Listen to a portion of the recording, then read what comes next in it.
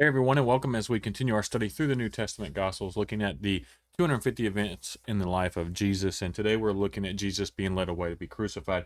Yesterday we looked at the Roman soldiers who mocked and beat Jesus.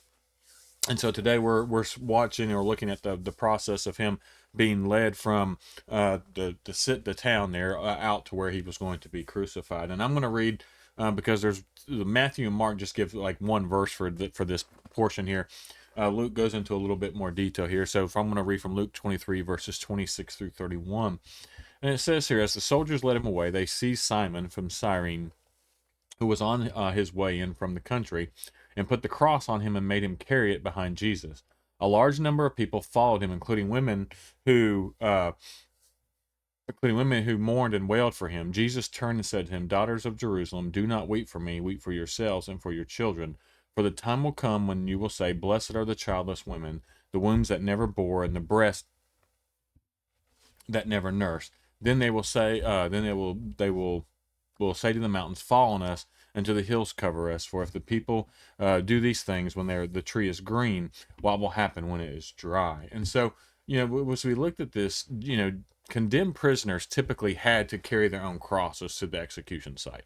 Um, it wasn't, you didn't just get someone to carry it for you. But Jesus was so weakened from the beatings that he received. We talked about those yesterday. They were horrible, that he was physically unable to carry the cross any further. And so they got a bystander named Simon. They forced him to do it. In that day and age, when a Roman soldier told you to do something, or a soldier told you to do something, you did it. And so Cyrene was in northern Africa and was probably one of thousands. He was probably one of the thousands of Jews that were coming for the Passover, that had come for the Passover and visiting Jerusalem for the Passover. And so he was forced to carry the cross of Jesus. Again, this is another one of those things that I like that Luke puts in there.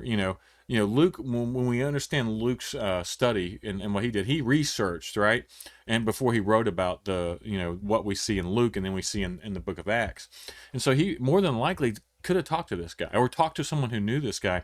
And so he put this in. And this is one of those things, if it wasn't true, the guy, it would have been like, okay, this didn't happen. The guy would be like, no, I didn't do that. He's writing about people who were actually there and saw these things, and there's a good possibility he actually talked to this guy who carried this cross. And so it's interesting that this guy's called out by name and lives on for forever because he's in the Bible as the one who carried the cross of Jesus. And so Luke is the only one here that mentions the tears of the Jewish women while Jesus was being led through the streets to his execution. Um, and gives this, and Jesus looks at him and says, they're weeping for him, and Jesus looks at him and says, "Hey, don't weep for me, but weep for them. You need to be weeping for yourselves," because he knew what was going to happen in about 40 years to Jerusalem. The temple would be destroyed by the Romans. The city would be ransacked eventually, but more than they had this huge thing where they surrounded the city and wouldn't let anyone in, so they starved. We've talked about this. He foretold about this.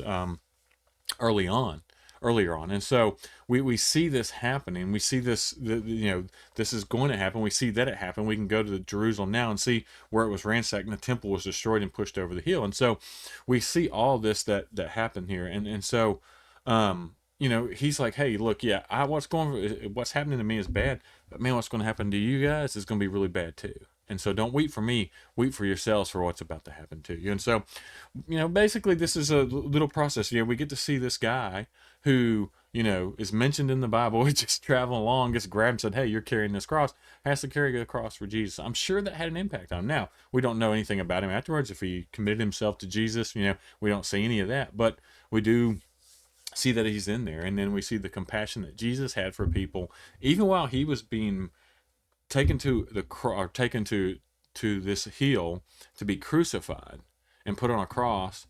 For he was innocent, he still, even after being beat, he was like, hey, don't cry for me, right? And he had compassion for these other people. It's just wonderful to see, like, while he was going through all this, he still had compassion for all those people.